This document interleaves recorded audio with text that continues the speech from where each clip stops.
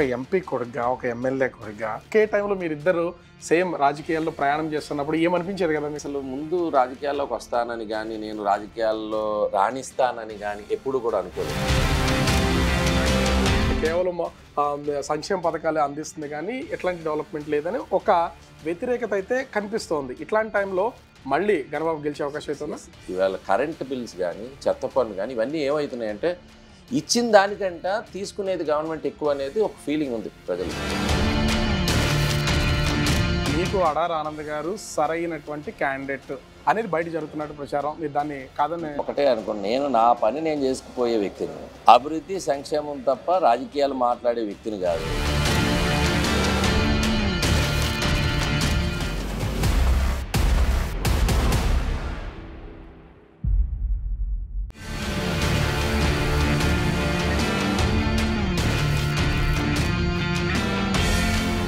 Visakha west MLA Ganababu ఇప్పటికే వరుసగా 2 సార్లు గెలిచారు. 3వసారి హ్యాట్రిక్ కొట్టడానికి సిద్ధమైపోతున్నారు. మరి గణబాబు అనుకున్నది నెరవేరుతుందా? ప్రజలు ఆదరిస్తారా? గణబాబు మనసులో ఏముంది? నేనే ఎమ్మెల్యేలో తెలుసుకుందాం పదండి. సార్ నమస్తే. సార్, ఈ పీజీవీఆర్ నాయుడు గణబాబు, అసలు గణబాబు ఎందుకు వచ్చారు? ఆ పేరుకున్న ఏంటి? అసలు పేరు గణ వెంకటరెడ్డి నాయుడు. ఓకే. గణ అనేది చిన్నప్పటి నుంచి ఫాదర్ అలా పిలవటం, ఇంకా అందరూ అది వాడుకలేదు గణబాబు అనేది. అంతేకాని దీనికి ఏమి సెంటిమెంట్ గా ఫీల్ అవడం ఇట్లా ఏం లేదా? చిన్నప్పటి నుంచి నా pet name Ganababu, long name, lengthy name కాబట్టి స్కూల్లో కూడా ముందు గణ అనేవారు.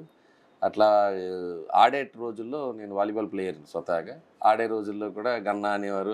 అట్లా కొంచెం పెద్దరికి వచ్చిన తర్వాత ఆ బాబుని యాడ్ చేయడం జరిగింది. సో రాజకీయాలకు కూడా వచ్చేసరికి కేవలం వాడుక భాషలో గణబాబునా, లేకపోతే సెంటిమెంట్ గా వర్కౌట్ అయింది కాబట్టి దాన్ని కంటిన్యూ చేస్తున్నారా?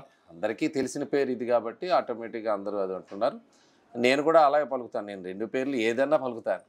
సో రాజకీయంగా మీ ఫాదర్కి సంబంధించి ఆయన ఎంపీగా పనిచేశారు, ఎమ్మెల్యేగా పనిచేశారు. సుదీర్ఘమైనటువంటి రాజకీయ ప్రయాణం మీ ఫ్యామిలీలోనే ఉంది. మీకెందుకు సడన్గా రాజకీయాల వైపు? ఎడ్యుకేషన్లో అలా వెళ్తున్నారు, ఒక స్పోర్ట్స్ మ్యాన్గా ఉన్నారు. అట్లా ఉన్నటువంటి పర్సన్ సడన్గా రాజకీయాల వైపు తండ్రిని వారసత్వాన్ని కంటిన్యూ చేయాలి అయితే రాలేదు. సడన్గా అయితే రాలేదు. నేను కాలేజ్ ఏజ్, నేను ఎర్లీ స్కూల్ ఏజ్లోనే ఆయన ఎమ్మెల్యేగా కంటెస్ట్ చేశారు. ఈవెన్ ఆయన ఎంపీగా కంటెస్ట్ చేసినప్పుడు కూడా నేను చదువుతున్న రోజుల్లోనే క్యాంపెయిన్కి వెళ్ళేవాడిని. తర్వాత క్రమంలో 95లో అనుకుంటాను నేను స్టీల్ ప్లాంట్లో స్పోర్ట్స్ కోటాలో జాబ్ చేస్తూ ఉన్నాను. వాలీబాల్ ప్లేయర్గా టీంకి ఆడే రోజులు అవి. సడన్గా జడ్పీటీసీ కంటెస్ట్ అనేటువంటిది వచ్చింది, నామినేషన్స్ వేయాల్సి వచ్చింది. ఆల్ ఆఫ్ సడన్ క్యాండిడేచర్ అప్పుడు ఉండేటువంటి పరిస్థితులు కనుక పెందుర్తి మండలం నుంచి కంటెస్ట్ చేయాల్సి వచ్చింది. సో వెంటనే రిజైన్ చేయాలి, ఎందుకంటే గవర్నమెంట్ పబ్లిక్ సెక్టార్లో ఉన్నాం కాబట్టి ఇమీడియట్గా రిజైన్ చేసి రాజకీయాలకు వచ్చాను. అప్పటికి ఫాదర్ కూడా మేయర్గా కంటెస్ట్ చేస్తున్నారు. సేమ్ టైంలో ఇద్దరం కూడా పోటీ చేయాల్సి వచ్చింది. ఒక 3-4 డేస్ గ్యాప్లో పోలింగ్. సో వైజాగ్ మేయర్గా ఆయన కంటెస్ట్ చేశారు, నేను పెందుర్తి రూరల్ ఏరియా పెందుర్తి జడ్పీటీసీగా నేను కంటెస్ట్ చేయాల్సి వచ్చింది. సో ఆయన ప్రత్యక్ష రాజకీయాల్లో ఉన్నప్పుడే నేను రాజకీయాల్లో రావడం జరిగింది. సో ఇద్దరు సైమల్టేనియస్గా. సహజంగా ఏంటంటే ఆ తండ్రులు లేకపోతే ఆ ఫ్యామిలీ మెంబర్స్ ఎవరన్నా ఇంకా రాజకీయాలు చేయలేము అనుకున్నప్పుడు వారసుల్ని తీసుకొస్తారు. మీరు సైమల్టేనియస్గా ఎందుకు ఫస్ట్ నుంచి కూడా మీకు రాజకీయాల మీద ప్రత్యేకమైనటువంటి యూత్లో కొంచెం అప్పటికే నేను ఒక నేషనల్ ప్లేయర్గా స్పోర్ట్స్లో బాగా రాణించాను. పొలిటికల్గా ఫాదర్ లెగసీ కంటే కూడా సో నేను నా హాబీలా ఆడినటువంటి గేము తర్వాత ఏమైందంటే అది ఒక పాపులర్గా ఈ ప్రాంతంలో కొద్దిగా పాపులర్గా ప్లేయర్ కావటం వల్ల సో వెంటనే ఒక యంగ్స్టర్ని పెడితే బెటర్ అనిపించి వాళ్ళు కంటెస్ట్ చేయడం జరిగింది. నేను గెలవడం కూడా జరిగింది పెందుర్తి మండలం.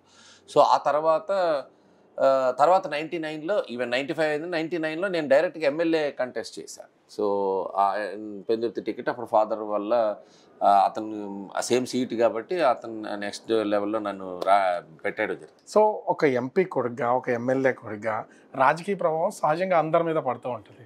అట్లాంటి ప్రభావం ఉండడం వల్లే ఒకే టైంలో మీరిద్దరు సేమ్ రాజకీయాల్లో ప్రయాణం చేస్తున్నప్పుడు ఏమనిపించేది కదా మీకు?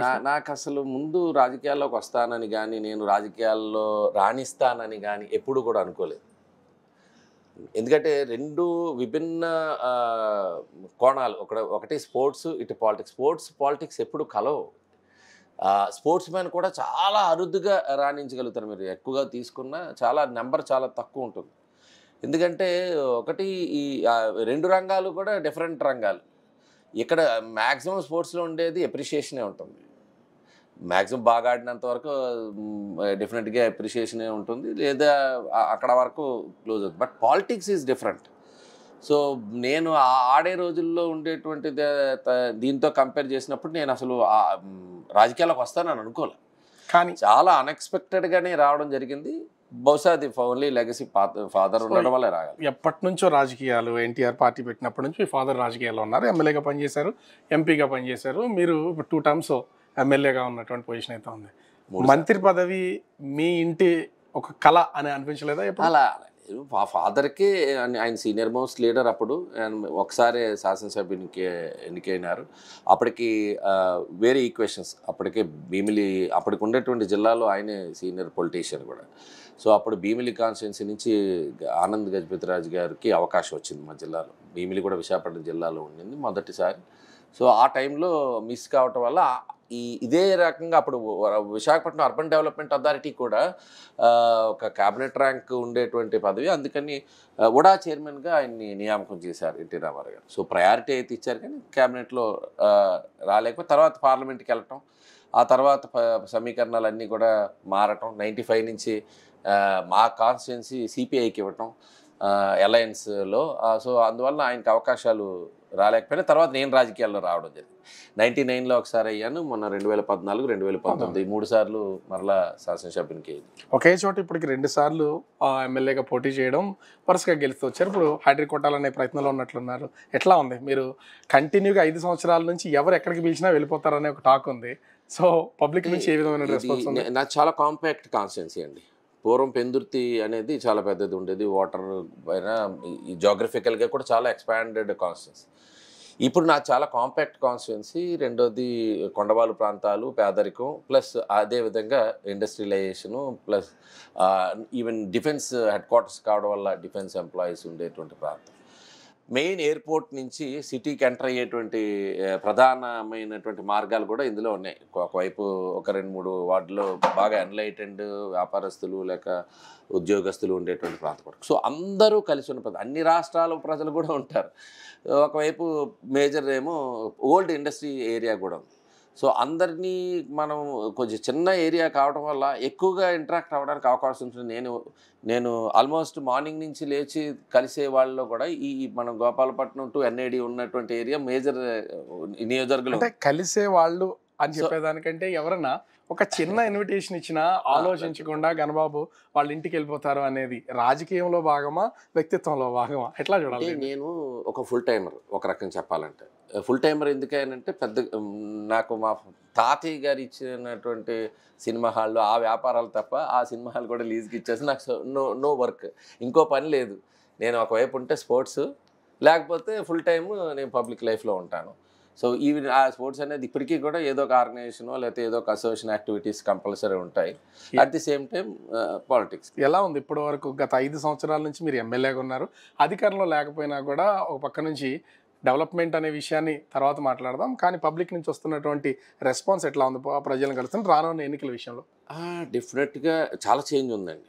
అంటే నేను ఇప్పుడు మనకి ఒకటి రకంగా ఉంటుంది, ప్రజాప్రతినిధికి ఎన్నికైన వాళ్ళకి గవర్నమెంట్లో ఉన్నప్పుడు ఒక రకంగా ఉంటుంది, గ్రీవెన్స్ ఉంటుంది. గవర్నమెంట్లో లేనప్పుడు ఎలక్టెడ్ రిప్రజెంటేటివ్స్కి ఆటోమేటిక్గా మాకుండే ప్రజలను కలిసినప్పుడు డెఫినెట్గా గ్రీవెన్స్ ఉండకుండా ఉండదు, ప్రతి ఇష్యూ ఉంటుంది.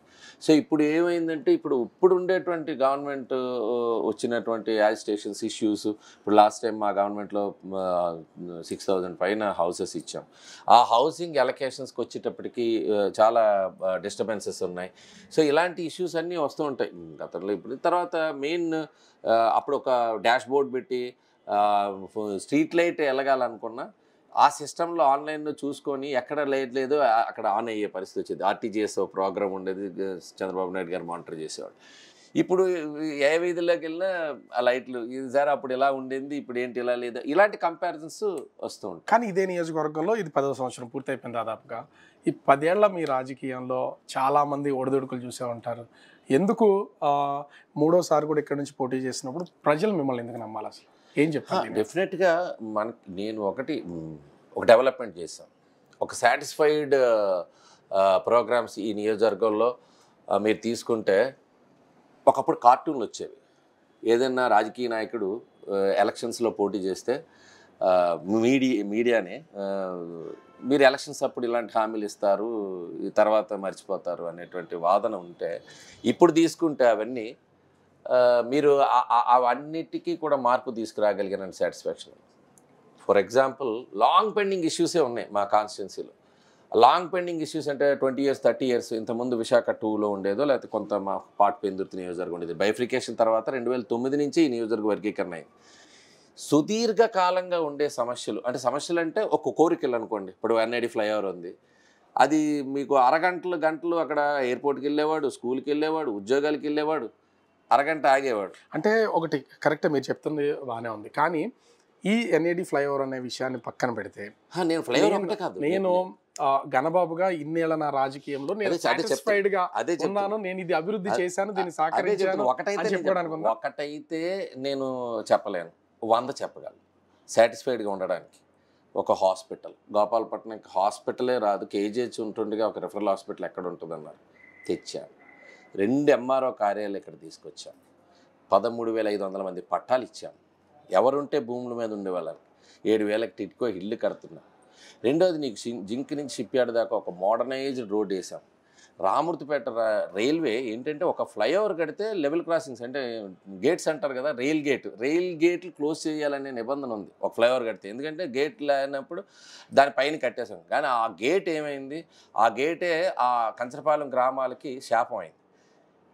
ఫ్లైఓవర్ ఏమో విశాఖపట్నం నగరానికి ఉపయోగపడుతుంది, వేసిందేమో ఆ గ్రామానికి, బట్ ఆ గేట్ క్లోజ్ చేసేస్తే ఆ ఊర్ల నుంచి బయటకు వచ్చే పరిస్థితి లేదు. సో దానికి అండర్ పాసెస్ కావాలని చెప్పి సింహాచలం రైల్వే స్టేషన్ నుంచి వైజాగ్కి వెళ్ళేదాకా రైల్ గేట్ 4 ఉండేవి, 4 గేట్లు ఇప్పుడు లేవు, ఓన్లీ అండర్ పాసెస్లో ఆ గ్రామాలకు వెళ్తున్నారు. These are the achievements. అంటే ఇవే మీ రానున్న ఎన్నికలకు సంబంధించి మిమ్మల్ని ఖచ్చితంగా గెలిపిస్తానేది.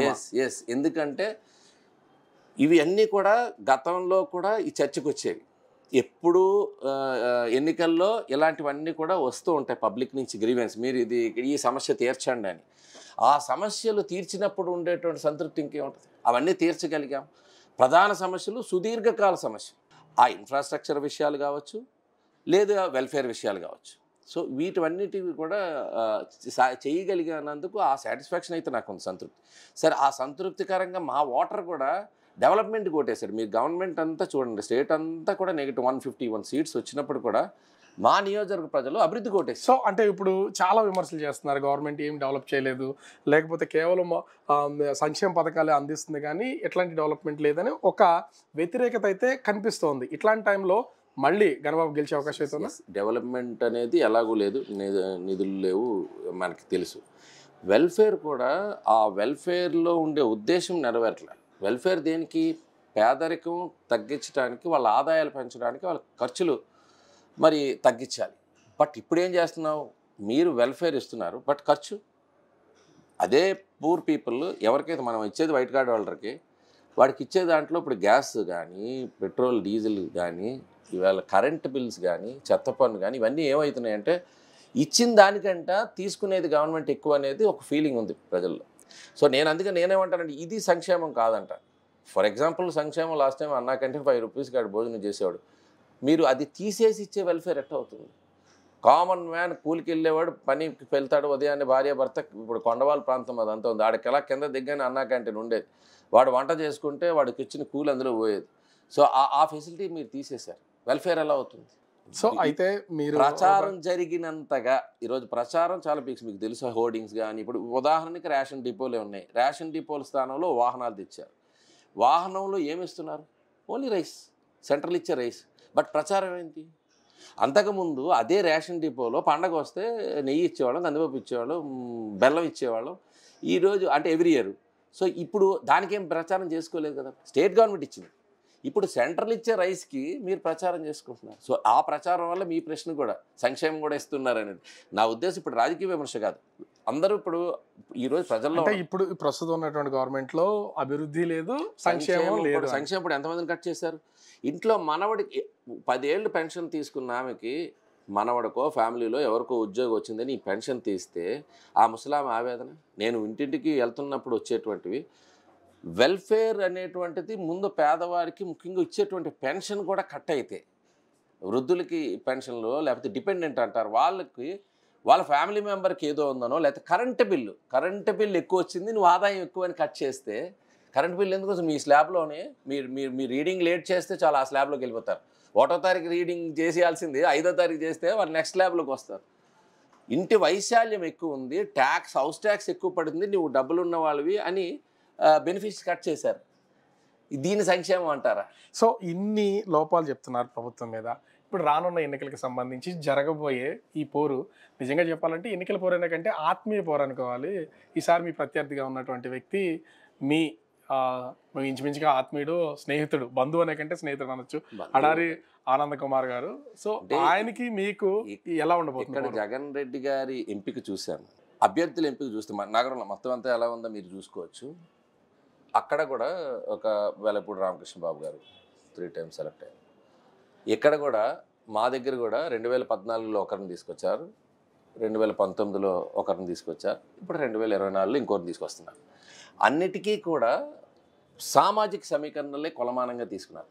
నేనే సామాజిక వర్గం వారిని తెచ్చి పెట్టాలనే ఆలోచన తప్ప ఇందులో ఇంకొకటి ఏం కనిపించదు. వాళ్ళ అంటే ఇది వ్యూహం అనుకోవచ్చు, ఆలోచన కూడా కాదు, వ్యూహం అనుకోవచ్చు. అక్కడ కూడా ఇప్పుడు ఎంబీవీ సత్యనారాయణ గారు, వెలగపూడి రామకృష్ణ బాబు గారి మీద, లేదా పల్లా గారి మీద ఇప్పుడు ఎవరినో ట్రై చేశారు. ఇప్పుడు అమర్నాథ్ ఇప్పుడు కాదు, ముందు అంటే ఏ సామాజిక వర్గం ఉంటే ఆ సామాజిక వర్గంతో ప్రయత్నం చేయాలనేటువంటిది వారి వ్యూహం అవ్వచ్చు. సో అందులో భాగంగా వచ్చారని నేను అనుకుంటున్నాను. కానీ ఇప్పుడు మీ ఇద్దరి మధ్య జరగబోయి ఆత్మీయ పోరు శత్రుత్వంగా మారే అవకాశం లేదా? అలా అనుకోవచ్చు అసలు. ఎందుకంటే ఒకరికొకరు ఇద్దరు స్ట్రాంగ్ పర్సన్సే అనే ఫీలింగ్ అయితే ప్రస్తుతం పబ్లిక్ లో కూడా కనిపిస్తుంది. రాజకీయాల్లో శాశ్వత మిత్రుడు ఉండడు, శత్రువు ఉండడు, అవన్నీ పూర్వం నుంచి మనం చూస్తున్నదే. కానీ బట్ మామూలుగా అయ్యేటప్పటికి ఎలక్షన్స్ అనేటప్పటికి పార్టీ పాలసీస్ పార్టీల పైన ఉంటాయి ఎవరికి. కాకపోతే ఇక్కడ ఉండేటప్పటికి ఇవన్నీ కూడా జగన్ రెడ్డి గారి ఎక్స్పెరిమెంట్స్. ఈ కాన్స్టిట్యున్సీ అనే కాదు, విశాఖ నగరం మీద ఆయన ఎక్స్పెరిమెంట్స్ చేస్తున్నారు అన్ని నియోజకవర్గాల్లో. అందులో ఎక్స్పెరిమెంట్లో భాగమే అని నేను అనుకుంటున్నాను. సో అంటే కేవలం ఎక్స్పెరిమెంట్ వల్లనే మీకు సంబంధించిన మీ నియోజకవర్గం వరకు మిమ్మల్ని ఓడించాలి, 3వసారి ఇక్కడ నుంచి గెలవనివ్వకూడదు టార్గెట్ వ్యూహం ఉంటుంది కదా. వ్యూహం అన్ని నియోజకవర్గాల పైన కంటే కూడా, ఆంధ్ర రాష్ట్రంలో అన్ని నియోజకవర్గాల కంటే కూడా ముఖ్యమంత్రి గారికి విశాఖపట్నం పైన, ఎందుకంటే విశాఖపట్నం ప్రజలు ఇప్పుడు కాదు 2014లో విజయమ్మ గారిని కూడా ఓడించారు. సో అది కూడా ఒక కారణం కావచ్చు. అదేవిధంగా విశాఖపట్నంలో మొన్న 2019లో కూడా 4 సీట్లు టీడీపీకి రావడం ఒక కారణం కావచ్చు. ఎప్పుడైతే అలాంటి వ్యూహాలు ఉన్నాయో, వ్యూహానికి పదును పెట్టే విధంగా ఆయన కూడా నిర్ణయాలు నేను అనుకున్న ఎక్స్పెరిమెంట్లే చేస్తున్నారు. కానీ ఈసారి మీ ఎన్నికకి సంబంధించి రాజకీయం కంటే బంధుత్వం ఎక్కువ కనిపిస్తుంది. ఇప్పుడు ఉన్నటువంటి విశాఖ డైరీలో మీ సొంత ఫ్యామిలీకి సంబంధించినటువంటి వ్యక్తి ఒక ఎండీగా, ఒక సిఇఓగా అందులో పనిచేస్తున్నటువంటి పొజిషన్ అయితే ఉన్నారు. దానివల్ల మీ రాజకీయానికి ఎక్కడ ఇబ్బంది వచ్చే అవకాశం లేదా? రాజకీయం ఏం లేదు. ఆయన కంపెనీ ఎండీగా ఉన్నారు, ఈయన కంపెనీ చైర్మన్గా ఉన్నారు. ఇప్పుడు అదే చైర్మన్ మీద మీరు కూడా పోటీ చేయాలి కదా? ఆయన నా మీద పోటీ చేస్తున్నారు. నేను ఆయన ఒకరి మీద ఒకరు పోటీ. ఆయన ఒక ఎలమంచిలికి సంబంధించిన ప్రాంత వ్యక్తి. ఎలమంచిలో అక్కడి నుంచి అంటే మీ ఉద్దేశం అడారి ఆనంద్ గారు లోకల్ కాదు, నాన్ లోకల్ అని ప్రాజెక్ట్ చేసే ప్రయత్నం మీరే చెప్పాలి. మీరు కాదని ఎవరంటారు? ఆయన మాత్రం అంటాడు ఇక్కడ పుట్టి పెరగలేదు కదా. మీకు తెలుసు, నాకు తెలుసు, ప్రజలకు తెలుసు. ఇక్కడ మీకు ఆయనకు ఉన్న అర్హత ఇందాక చెప్పాను. విశాఖలో ఉండేటువంటి అన్ని నియోజకవర్గాల్లో కూడా ఎవరైతే తెలుగుదేశం పార్టీలో స్ట్రాంగ్ క్యాండిడేట్స్గా రాణిస్తున్నారో ఆ అభ్యర్థులకి వారిపైన పోటీ చేసేవారు ఆ సామాజిక వర్గంలో బాగా డబ్బు ఉన్న వారిని ఎంపిక చేసి ఈరోజు పోటీలో పెడుతున్నారు. అది మనం చూస్తున్నాం, అదే జరుగుతుంది. ఇంకంతకంటే ఇంకేం లేదు. అందుకని అంటున్నాను, నేను ఆ పదం వాడుతున్నాను. అంటే మీకు అడారి ఆనంద్ గారు సరైనటువంటి క్యాండిడేట్ అనేది బయట జరుగుతున్నట్టు ప్రచారం, మీరు దాన్ని కాదని నేను జగన్ రెడ్డి గారు ప్రచారం చేయాలి. నేను బయట అంటే మీకు సరితుగా నేను ఒకటే అనుకోండి, నేను నా పని నేను చేసుకుపోయే వ్యక్తిని, అభివృద్ధి సంక్షేమం తప్ప రాజకీయాలు మాట్లాడే వ్యక్తిని కాదు. ఎన్నికలప్పుడు కూడా నేను నా స్టైల్ ఆ రోజులో ఉంది, ఈ రోజు అలా ఉంది. ప్రజలు డెసిషన్ తీసుకుంటారు. మీరు అంటున్న నిర్ణయం ఎన్నికల తర్వాత మీరు మళ్ళీ మనం ఇంటర్వ్యూ చేసుకున్నాక మాట్లాడుకుంటాం. సో సంక్షేమము అభివృద్ధి రెండు ఉండాలి అని చెప్పే మీకు పబ్లిక్లో తిరుగుతున్నాం అని అనుకున్నా కూడా ఎవరన్నా పిలిస్తే తప్ప ఈ గడిచినటువంటి 5 సంవత్సరాల్లో ప్రజలకి పూర్తి స్థాయి అంటే ప్రజల్లోకి వెళ్ళలేదు గణబాబు అనే విమర్శ కూడా మీ మీద ఉంది. దాన్ని ఒప్పుకుంటారా? ఓన్లీ ప్రతిపక్షాలే. వైకాపా చెప్పే విమర్శే. ఎవరు చెప్పారు విమర్శ? వైకాపా. నేను ఉన్నదే నా నియోజకవర్గం. నేను ఉదయం లేస్తే నేను నా ప్రజలకు కనబడతాను.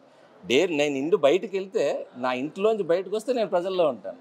ఇంటి నుంచి బయటకు వస్తే ప్రజల్లోనే ఉండాలి. నేను ఇంకేం ఇంట్లో కూర్చునే వ్యక్తినేం కాదు.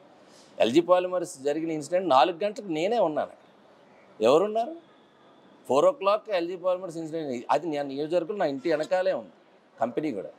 ఇవన్నీ కూడా గెలవటానికి చేసే ఒక ప్రయత్నంలో భాగంగా ప్రతిపక్షం అంటే నాకు ప్రత్యర్థులు చేసేటువంటిలో లేకపోతే వైకాపా వాళ్ళు చేసేటువంటి ప్రచారం తప్ప ప్రజలకి నిరంతరం ప్రజలకు అందుబాటులో ఉన్నా. మీకు సంబంధించిన మీ కార్యకర్తల్లోనూ మీ క్యాడర్లోనూ కొంత అసంతృప్తి అనేది ఇప్పటికీ కనిపిస్తుంది కూడా. మీరు ఒప్పుకుంటారా? మీరు ఏదైనా ఒప్పించడానికి ప్రయత్నం చేయండి. నేను ఒకటే చెప్తున్నా, ప్రజలకి అందుబాటులో లేదనే పదం ఏదైతే అన్నారో మీరు విత్డ్రా చేసుకోవాలి. ఎందుకంటే నేను ఇల్లు దాటితే బయటికి ఇదే నా పబ్లిక్, ఇదే నేను ఇంట్లో ఆడ చూపిస్తే అది నేను ఇంటి బయటికి వెళ్తే నా నియోజకవర్గం కూడా చాలా పెద్దది కాదు. నేను ముందే చెప్పాను, నా చుట్టూ ఉన్న నియోజకవర్గం నా ప్రపంచం, నా నియోజకవర్గం ఇక్కడే ఉంటా.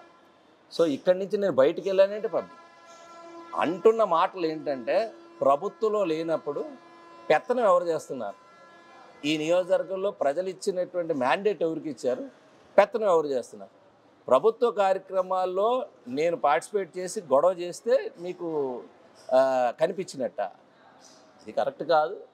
అలాంటి సంభాషణ కాదు, ఇష్యూ బేస్డ్. షిప్ యార్డ్లో ఇన్సిడెంట్ జరిగింది, మొదట అటెండ్ అయింది ఊరు, 10 మంది చనిపోయినారు క్రెయిన్ పడిపోయి. ప్రభుత్వం ఏమైనా వచ్చిందా? ఇక్కడ మేజర్ గా కూడా చూస్తే మీరు పాసర్ల ప్రసాద్ మీకు సంబంధించినటువంటి వ్యక్తి, మీ అనుచరుడు, ఆయన మిమ్మల్ని వదిలేసి వెళ్ళిపోయాడు. చాలా మీకు కూడా అందుకే అవగాహన లేదు. ఆయన ఏ నియోజకవర్గం మీ అనుచరుడే వినండి, మీతో పాటు ట్రావెల్ చేసిన వ్యక్తే కదా. వినండి సార్, గణబాబు అనుచరుడు అంటారు కానీ వినండి సార్, వేరే వాళ్ళ అనుచరుడు అని చెప్పారు. చాలా బాగా చెప్పారు. పెందుర్తి నియోజకవర్గం 6 నియోజకవర్గాలు. పూర్వపు పెందుర్తి నియోజకవర్గాన్ని ప్రాతినిధ్యం వహించిన కుటుంబం మా. పూర్వపు పెందుర్తి నియోజకవర్గంలో సింహాచలం గ్రామానికి సంబంధించినటువంటిది భీమిలి నియోజకవర్గంలో. భీమిలికి ఒక యాస్పిరెంట్గా ఆయన అక్కడే మీరు అంటున్న వ్యక్తి అక్కడ ఎలివేట్ అయింది. సో తర్వాత కాలంలో ఆయన ఈ నియోజకవర్గం కూడా యాస్పైరింగ్ చేశారు. ఎవరికైనా ఆశావహులకి పోటీ చేయాలనేటువంటిది ప్రతి రాజకీయ పార్టీలో ఎన్నికలు వచ్చినప్పుడు పోటీ చేయాలనేటువంటి ఆలోచన. ఆ పోటీ చేసే ఆలోచనలో భాగంగా ఎవరైనా సరే అవకాశం దక్కుతుందని ప్రయత్నం చేస్తారు. అంటే ఇది దానిని మీరు ఇప్పుడు మీరు పోటీ చేయాలనే ఆలోచనలో భాగమా, లేకపోతే మీ నుంచి దూరం చేసి మిమ్మల్ని ఓడించాలనుకునే ఆలోచన? నేను అదేమన్నా, పోటీ చేసే ఆలోచన. ప్రతి ఒక్కరు రాజకీయాల్లో తిరిగే వాళ్ళకి ఒక అవకాశాలు ఎప్పుడు వస్తాయనే ప్రయత్నం చేస్తారు. అందులో భాగంగా ఎవరికైనా ఇంట్రెస్ట్ ఉంటుంది. మీరు ఎవరైనా ఏ పార్టీలో ఏ రాజకీయ పార్టీలోనైనా రాజకీయాల్లో తిరిగే వాళ్ళకి ఏదో ఒక యాంబిషన్ లేకుండా ఎందుకు ఉంటుంది? ఏదో ఒక యాంబిషన్. అంటే ఇప్పుడు ఈ జరుగుతున్న ప్రచారాలు కేవలం గణబాబును ఓడించడానికి చేస్తున్న ప్రచారం అనుకోవచ్చా? క్లియర్. నేనంటుంది ఎవరికైనా యాంబిషన్ మా పార్టీలో ఉన్నదనుకుంటే పూర్వం నుంచి సీనియర్స్కి ఆశావహులకి రాజకీయాల్లో రాణించడానికో లేకపోతే ఇంకోటో ఎన్నికలు అనేవి ఒక కొలమానం పోటీ చేయాలనేటువంటి ఆలోచన కావచ్చు, ఇవన్నీ కావచ్చు. మీరు అంటున్నట్టు వ్యతిరేకంగా అనేటువంటిది డెఫినెట్గా అపోజిషన్ పార్టీస్, ఇప్పుడు నాకు అపోజిషన్ ఉండేటువంటి వైకాపా వారు డెఫినెట్గా దాన్ని ఉపయోగించుకోవాలని చూస్తారు. దానిలో భాగంగా మీకు మీడియాకి ఇన్పుట్ కావాలి కాబట్టి మీకు ఇస్తుంటారు, మీరు కూడా అడుగుతుంటారు. నేను అనేది ఏంటంటే ఇన్ జనరల్ నా మెంటాలిటీ ప్రోయాక్టివ్గా వెళ్ళిపోతుంది. నా మీద కామెంట్ చేయడానికో నా మీద నా విమర్శ చేయడానికి కూడా ఇంకేమీ ఉండదు, అవకాశం ఉండదు. ఎత్తుక్కొని భౌతార్థంలో ఏదో ఒకటి మాట్లాడాల్సి. మీకు ఇంతవరకు ఉన్నటువంటి ఇమేజ్లో కొంత అంటే చంద్రబాబు అరెస్ట్ తర్వాత కూడా కొంత చేసినటువంటి యాక్టివిస్ట్ కానీ పార్టీని కొంచెం పైకి లేపడానికి మీకు ఒక అవకాశం వచ్చిందని అనుకోవచ్చా? నేను ఏమంటానంటే చంద్రబాబు నాయుడు గారు డెఫినెట్గా అరెస్ట్ అనేటువంటిది జనరల్ పబ్లిక్, ఎందుకంటే ఒక క్లీన్ చిట్ ఉన్న సీనియర్ మోస్ట్ పొలిటీషియన్, కంట్రీలోనే ఒక ఐడెంటిటీ ఉన్న ఆయన అరెస్ట్ చేసిన విధానం సరే, కేసులు పెట్టడం ఇవన్నీ రాజకీయ కక్షలతో పెట్టారు, ఇవన్నీ అందరికీ తెలిసిన విషయం. బట్ అరెస్ట్ చేసిన విధానం మిడ్ నైట్ లేట్ నైట్ ఒక ఎర్లీగా వెళ్ళి ఆయన్ని లేపి బస్సులో అక్కడి నుంచి ట్రావెల్ చేసి అదంతా కూడా మీకు ఆ కక్ష తీర్చుకునే రివెంజ్ పాలిటిక్స్లో భాగం అనేది ప్రజలు చూశారు. చూసిన తర్వాత ఏ నోట విన్నా ముసలాళ్ళు ఏమి తెలియని ఆడవాళ్ళు కూడా ఇలా అన్యాయంగా అరెస్ట్ చేశారనేది ఆ చట్టమో లేకపోతే న్యూస్ పేపర్లో ఎవరు చదవలేని వ్యక్తులు కూడా ఆ మాట్లాడుకునే సందర్భం. డెఫినెట్గా చంద్రబాబు అరెస్ట్ అనేటువంటిది ఒక జగన్ రెడ్డి గారు చేసిన అంటే ఆయన ఏదో రివెంజ్ పాలిటిక్స్లో చేసింది అనేటువంటిది చిన్నపిల్లల నుంచి పెద్దవాళ్ళు కూడా ఉన్నది తప్ప. ఇప్పుడు చూడండి, అమరావతి 50వ రేపు ఎలక్షన్ వస్తుందంటే 50 అక్యూజ్డ్ నెంబర్ 50 పెట్టి ఛార్జ్ షీట్ వేశారు. దాన్ని ఏమనాలి? సో ఏదో రూపంలో అన్ని కేసుల్లో పెట్టాలని అనుకున్నారు. అంటే చంద్రబాబు మీరు ఆ పార్టీలో ఉన్నారు కాబట్టి చంద్రబాబు గురించి పాజిటివ్గా మాట్లాడతారు, జగన్ రెడ్డి అధికారంలో ఉన్నారు కాబట్టి ఆయన్ని తిడుతూ మాట్లాడతారు. కానీ అది స్ట్రైట్ పాయింట్ ఒకటే, మళ్ళీ కనుక జగన్మోహన్ రెడ్డి అధికారంలోకి వస్తే మీరు పార్టీ జంప్ అయిపోతారు అనేది మీ మీద జరుగుతున్నటువంటి ఒక తీవ్రమైనటువంటి ప్రచారం. ఇప్పుడు మళ్ళీ కానీ ఇప్పుడు అధికారం లేదా? 2019 నుంచి 2024 వరకు అధికారంలో ఉన్నారా లేదా? ఈ కార్పొరేటర్ల విషయంలో కూడా మీరు సహకరించలేకపోవడం వల్ల వాళ్ళందరూ ఓటమి చెందారని ఒక తీవ్రమైన విమర్శ ఉంది. అప్పుడు మీ కేడర్ మీకు రానున్న ఎన్నికలు ఎలా సహకరిస్తారు? ఎన్నికల్లో మీరు చూస్తే కార్పొరేషన్ ఎన్నికల్లో ఓటర్ నమోదు దగ్గర నుంచి మేము అన్నీ అదే చూసాం. ఈరోజు చూస్తే ఎన్ని ఓట్లు తీసేశారు? ఓట్లు తీయడానికి ఫామ్ 7 యూజ్ చేశారు మా దగ్గర. ఇప్పుడేమో గ్రామీణ ప్రాంతంలో ఉండేటువంటి వారిని అర్బన్లోకి షిఫ్టింగ్ ఫామ్ 8 పెట్టిస్తున్నారు మా కాన్స్టిట్యున్సీలో. ఫామ్ 7 పెడితే ఈ రాష్ట్రంలో అంటే నీ ఓటు వేరే వ్యక్తి తీయడానికి అప్లై చేశాడు. ఎవరు తీశారు? State election commission, central election commission ఇంత పకడ్బందీగా చేసే దగ్గర ఓటర్ నమోదు ఓటు తీసేయాలని ప్రయత్నం చేసి క్రిమినల్ కేసు పెట్టారు. ఇప్పుడు మన ఎలక్షన్ కమిషన్ మా నియోజకవర్గంలో 160 మంది మీద criminal case. Local body elections ఎలా జరిగి ఉంటుంది? ఒక రాష్ట్ర ప్రభుత్వ కనుసన్నల్లో అప్పుడు ఎన్నికలు ఎలా జరిగి ఉంటుంది? హై హ్యాండెడ్గా ఓటర్ నమోదు దగ్గర నుంచి ఓటర్ ఎలక్షన్ అంతా కూడా వాళ్ళు వన్ సైడెడ్గా చేసుకున్నారు. ఎలక్షన్ నిజంగా సజావుగా ప్రజాస్వామ్యయుతంగా జరగల. అందువల్ల నగరంలో ఎక్కువగా కూడా ప్రభుత్వం యంత్రాంగం కానీ ఆర్పీలు కానీ వ్యవస్థ కానీ అంతా కలిపి ప్రభుత్వ ఉద్యోగస్తులను కూడా వాడుకొని ఎలక్షన్ చేయించుకున్నారు. అందుకని కార్పొరేషన్లో వైఫల్యం. సో ఇంతున్నా కూడా గత ఎన్నికల్లో సింగిల్గా పోటీ చేశారు, చాలా హ్యాపీగా వచ్చారు, విజయాన్ని అందుకున్నారు. ఈ రానున్న ఎన్నికలకు సంబంధించి మీతో పాటు జనసేన బీజేపీ కూడా పొత్తులో ఉంది. వాళ్ళు సహకారం ఎలా ఉండబోతుంది? 100% వస్తున్నారు. అందరూ బాగా పనిచేస్తారు, చక్కగా వాళ్ళు ఫుల్ కోఆపరేట్ చేస్తున్నారు. సో ఇది బీజేపీ జనసేన అనేటువంటిది 2014లో కూడా కలిసి పనిచేసాం. సో కొత్తగా ఇప్పుడు వచ్చిన పొత్తేం కాదు. అప్పుడు వారు ప్రత్యక్ష ఎన్నికలకి జనసేన అప్పుడు పోటీ చేయలేదు. బట్ అప్పుడు కూడా మాకు మద్దతు ఇచ్చారు. సో 3 కలయిక డెఫినెట్గా మా కాన్స్టిట్యున్సీలో ముఖ్యంగా ఎక్కువగా అన్ని రాష్ట్రాల ప్రజలు కూడా ఉన్నారు. భారతీయ జనతా పార్టీని అభిమానించే వాళ్ళు ఉన్నారు. ముఖ్యంగా జనసేనకి ఒక యూత్ సెక్టార్ ఒక మేజర్ ఇది ఉంది. సో ఇవన్నీ కూడా యాడెడ్ అడ్వాంటేజ్ అని అనుకుంటున్నాను. అంటే ఫైనల్గా కన్నబాబు హ్యాట్రిక్ కొట్టదలిచారా? అందులో ఆలోచన. సో ఎక్కడ తనుకోవడానికి ఏమి లేదు. మీకు ఎవరైతే ఇప్పుడు ఇన్పుట్ ఇచ్చారో వాళ్ళకి తప్ప డౌట్ ఇంకెవరికి లేదు.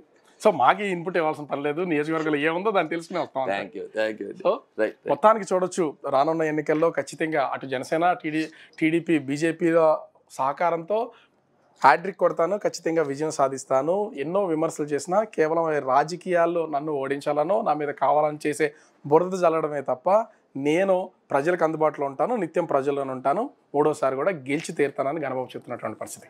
కెమెరామెన్ రాజు, బిగ్ టీవీ, విశాఖపట్నం.